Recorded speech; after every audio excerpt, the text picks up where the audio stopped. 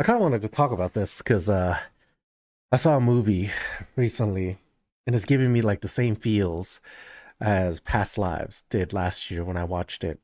It's I don't know if I'm gonna call it one of my favorite movies of all time yet, but it's definitely one of my favorite romance movies of all time. But what I really want to talk more broadly is that the last few days I was in like a movie kick. I was basically watching like two movies a night, and then culminating in these three movies I watched back to back to back. Not all in one night, but it's that basically these three movies were in a row. So I watched Left-Handed Girl, based on my sister's suggestion, but also I have heard some things about it. It was an amazing movie. It's a very like it's a very like it's a movie about a mom and two daughters moving to Taipei and starting life over. And it's a very slice of life movie, like very raw and real slice of life. Like people, all three of them struggle with their own things, and I will say that little girl, oh my god, she is a very good actress. Um, but it's a quintessential slice of life because you're. It seems like you're literally dropped in the middle of their life. There's no exposition. There's anything. You're just trying to figure it out as the movie goes. It's I like to think about it as like when you start a new job or if you enter a new friend group, you don't know their life story and no one's going to give you an exposition about their past, from their birth to the present. You just have to figure it out based on like context clues and some things they'll tell you about the past, but that's just how you figure it out people's lives.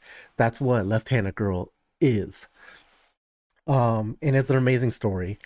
And then after that, I watched Call Me Chihiro, which is a Japanese movie. Basically, it's the same slice of lifestyle, but it deals more about loneliness and how this is from. I haven't read any reviews on it yet, but this is from what I my interpretation. It's like about loneliness, but it's also about finding a family. And family doesn't mean people you were born into. um it's about people you find connection with. It's a family not from birth but from like who you choose to be around. um and something, it's basically like the loneliest people can really bring others together while struggling themselves. It's basically what Call Me Chihiro is. And culminating in what I would call like it's so good.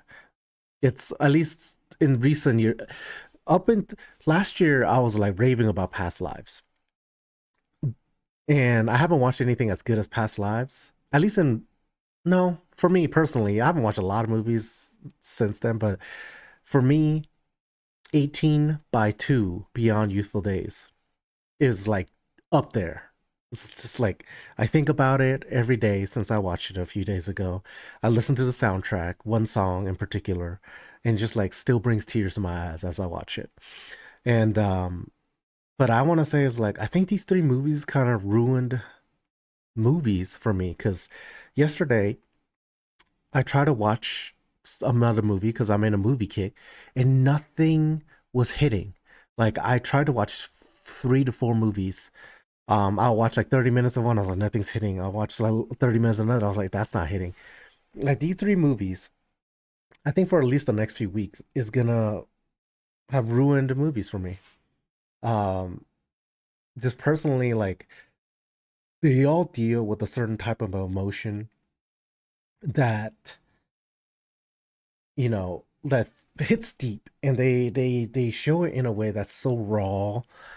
Um, at least for me, these are all subjective statements. Some people might not even like these movies at all, but for me, these three movies